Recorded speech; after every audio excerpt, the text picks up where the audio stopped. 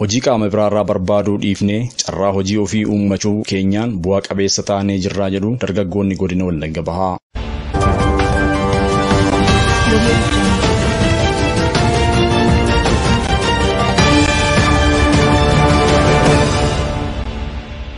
Godina Wallagga Bahaatti bara baajataa xumurame kanatti dargaggoonni hojii dhabeeyyii 55,000 ol ta'aniif carraan hojii uumamuu himameera. Hojii qaama biraarraa barbaaduu dhiifnee carraa hojii ofii keenyaa uumneen bu'aa qabeessa taanee jirraa kan jedhan dargaggoonni aanaa Sibuu Siree magaalaa Siree hojii mootummaatti qacaramuuf otoo hin eeggatin haala naannoo isaanii ilaalcha keessa galchuudhaan hojii salphaatti naannoo isaaniitti argamuu irratti hundaa'uun kaapitaala xiqqaadhaan hojii uummachuun akka jalqaban kaasu. Ani barataa yuunivarsiitii fiildii elektirikaalii inda kompiitara injiinaringiidhaan baratee ba'edha. Lik akkuma baradhee eebbifamee beetiin ani hojii biraa hin barbaanne gitumaan hojiin kun qeema keenya keessatti himaataadhaan uumnee hojii kana hojjechaa jirra jechuudha. Maatii keenya gibbii maatii keenya keessatti hojii kana uumnee hojjechaa jirra jechuudha. Hojiin kun kaapitaala muraasaan jalqabne kaapitaala birrii 5,000 jalqabne 2010 dha kan jalqabne bara 2010 jalqabne amma gara waggaa 5 erga hojii kana hojjechuu jalqabnetti. Kaapitaalli keenya amma baay'ee nu deemee jira hanga tokko 5 lamaatti ol nuuf ka'ee jira. Hojiin kun hojii bareedaadha. Cuucii guyyaa tokko kaampaanii irraan fudhadha. Cuucii guyyaa tokko fudhadheeni yeroo guyyaa 42 taataalee isaanii argattanii booddee furdiseen guddiseen gabaaf dhiyeessaa jechuudha. Akka aanaa keenyatti lukkuun keenya baay'ee filatamoodha. Lafa yuun bu'anii. Baay'ee namoonni lukkuu keenya argatanii namoonni baay'ee dhugaa nuu ba'u jechuudha. Takkaatti lukkuu hanga 8,000 hanga 6,000 takkaatti nu oomisha. Garuu gara fuulduraatti yoo waaqayyo jedhee lukkuu baay'inaan hojjechuudhaaf abdii guddaan qaba jedhee mana yaada. Warri kun guyyaa tokko kaampaanii irraa fudhadheen jalaa booddee gabaatti dhiyeessaa jechuudha. Jalaa booddee gabaatti baasa. Gabaatti baasee gatiin isaanii gatii madaalawaa naannoo irratti hundaa'ee kan gurguramudha jechuudha lukkuun keenya jechuudha. As keessatti hojii kana keessatti amma fakkeenyaaf namoota lamaaf carraa hojii uumee jira jechuudha ammani. Waldaan keenya waldaa sharikaa Miratee fi Mitikkee jedhama.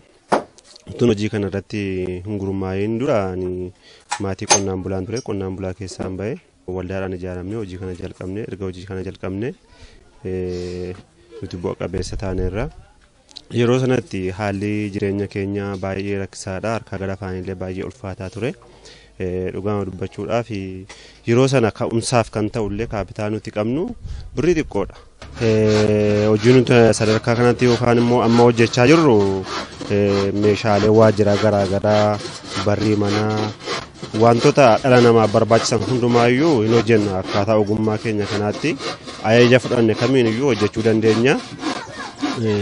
Kaapitaalli keenya gaafa hojii kana jalqabne 3,000 yoo ta'u malee har'a akka nama ofii koof xiinxalee yookaan immoo hojii taane bira geenyettis 2.6 geenyerra akka ammaa kanatti naannaa kanaa inuma taana. Yeroo sanatti yeroo hojii kana jalqabne manallee mana kiraa keessa turre jireenyuma nam tokko jiraatullee jiraachuu hin dandeenye. Har'a garuu waaqayyoof haa galatu kunoo mana dhuunfaa keenyaa qabna jireenya gaarii jiraachaa jirra. Jireenya kan keenya duwwaatu hin taanellee namoota nuti kunoo asitti argamaa jiran kunillee namoota yoo xinnaate haala yeroo irratti hundaa'ee bu'aa ol isa ka'uu gad isa bu'u malee ammaaf yeroo ammaa kana gara nama 6 kan ta'u carraa hojiis bannee hojjechaa jirra. Miseensi waldaa keenyaa nama 7dha. Durba 4 dhiira 3dha kan nuti hojii kanatti hojjechaa jirru. Yeroo gara hojii kanaatti dhufin dura waan tokko nama hojii hin qabnedha nuti hojii dhabaa ture. Akka carraa ta'ee wiirtuu kennisa tajaajila iddoo tokko walitti nu fidanii nu gorsanii akkaataa akkamiitiin akka hojii kan hojjennu maal hojjechuu akka qabnu akkaataa akkamiitiin qarshii keenya akka qabachuu qabnu nu gorsaniiti gara hojii kanaatti kan nu galchanii birrii tokko kiisii keenya keessaa baasnee nuti gara hojii kanaatti waamamne kun carraa isa guddaadha. Obboloonni koo kan hin gammadu dheema yaada kanuma hojjetaniiti jireenya isaaniitti gaggeeffachaa jiru.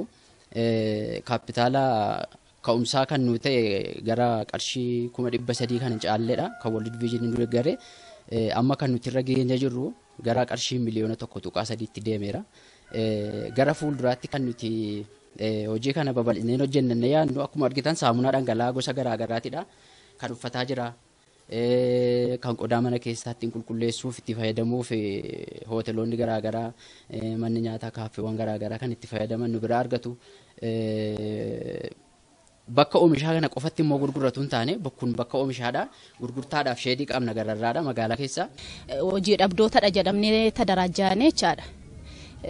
Ijaaramneetu gaafa hojiitti gallu birrii liqeeffanne hojii amma immoo jammaraa jirra. Nama 10 jalatti uummanne dheedhii dhiyeessaa fi bishaataa fudhannee abbichaafis bu'aa qabeessa taanee unis bu'aa qabeessa ta'aa jirra. Ka'umsi keenya 4,000dha. Yeroo itti ceene immoo gaafa waggaa bara 13 darbineen ceene yeroo sana miliyoona 2.7 geenyeerra amma immoo isaa ol taaneerra. Jammartiin isaa suuqii gubbaa sana turte achi immoo guddaatti guddifanneerra. Amma kun biraanchii lammaffaa reefuu bananna ji'a 3ffaayyuu hin taane kun baay'ee bareedaadha. Isinis nu bira dhaabattanii akka nu ciccimsitanii. Duwwaarraa dhufne duwwaarra amma immoo mana keenya iyyuu jaarree lafayyuu kaaremeetirii 4 binnee suuqii 2 goone bakkeeyyuu qabna. Waan baay'ee bakka ganaadha. Raayeen keenya iyyuu baay'ee gara industiriitti ceenee magaalicha iyyuu waamsisuu barbaanna amma kanaan bichaa dhaabannaa miti. Godina Wallagga Bahaa Aanaa Sibuu Siree magaalaa Sireetti dargaggoonni dhaabbilee barnoota olaanoo adda addaarraa eebbifamanii waldhaadhaan gurmaa'uun hojii adda addaa akka hojjetaniif bara kana baadiyyaa fi magaalaa keessatti intarpiraayizii 1,249 baay'inni miseensaa 7,740 carraan hojii uumamuu itti gaafatamaan waajjira carraa hojii uumuu fi ogummaa aanichaa obbo Ibsaa Dilnasaa kan himan. Bara kana akka aanaa keenyaatti ogummaa irratti kan hundaa'e carraa hojii uumuudhaani bara 2015 kana keessatti jechuudha. Hojii dhabaa baadiyyaa walii fi magaalaatti akka karoora keenyaatti intarpiraayizii 1,219 akka karooratti qabannee miseensaan immoo 698 karooraan qabannee walumaa gala garuu waraawiin keenya bara kana intarpiraayiziidhaanii 1,249dha. Miseensaan immoo 7,740dha. Egaa isaan kana keessaa gosa hojii adda addaa irratti sadarkaa wiirtuu kenniisa tajaajila iddoo tokko irraa kaasee intarpiraayizoota kana yookaan namoota hojii dhabeeyyii kana galmeessuudhaan calaluudhaan gurmeessuudhaan gara hojiitti finneerra jechuudha.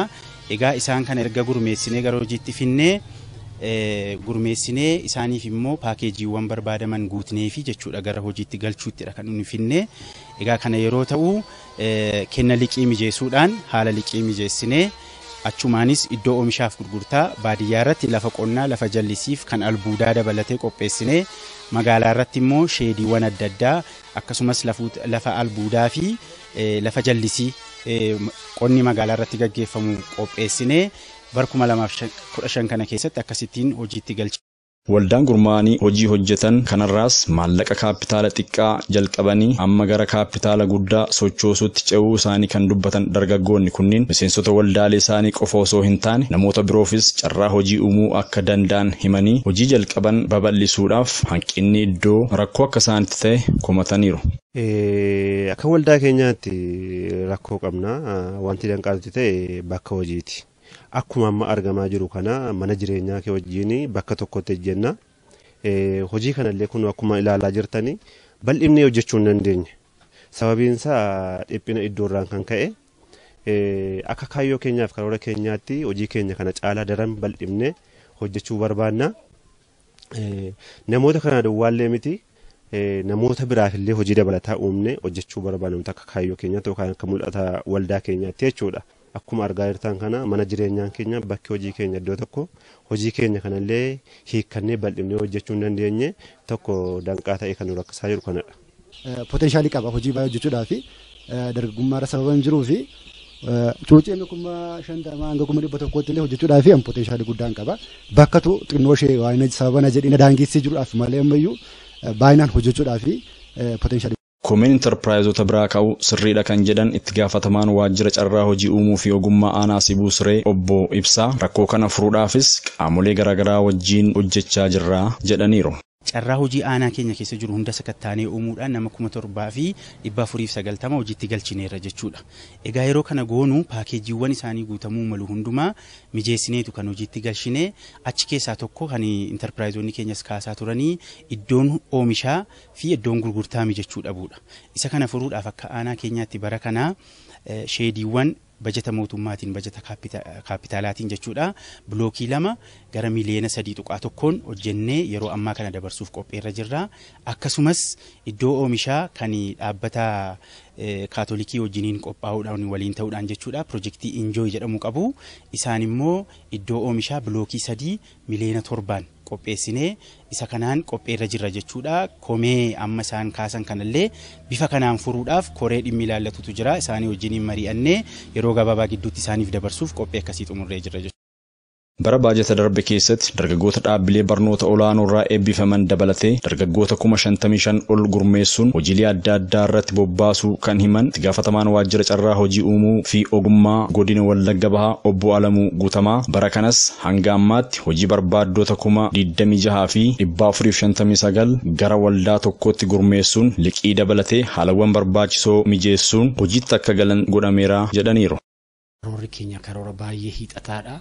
Karoora waggaa irrattis kan qabanne yoo xiqqaate nama 55,000 bara kana kan hojiitti galchine bara 2015 kana keessa kun ga'aa miti. Hojii dhabaan godina kana baay'ee bal'ata jechuudhaan mootummaan naannoo Oromiyaa akkasumas biiroon carraa hojii uumuu Oromiyaa karoora addaa kan baatii 5tti gulabamu karoora baasee gadi buusee jira. Innis yoo xiqqaate akka godina kanaatti 36,408 akka hojiitti galchinu karoora gannu buusee jira.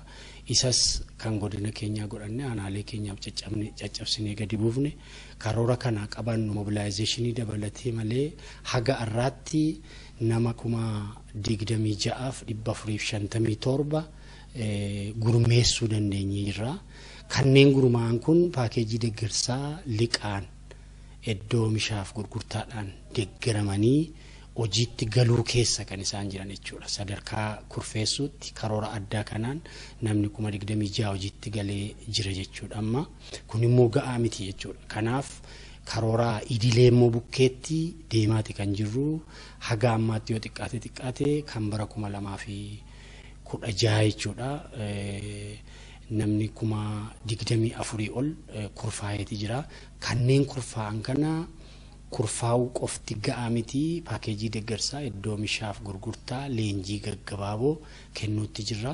Kana booddee jarreen kan hojiitti galchuudhaaf piroosesoota kana keessa adeemsa kana keessa jirra. Aanaalee keenya qabne erga kun hojiitti galanii argee immoo dargaggoon bakkee jiru akka hojiitti galuuf immoo hawachaa irra jechuudha.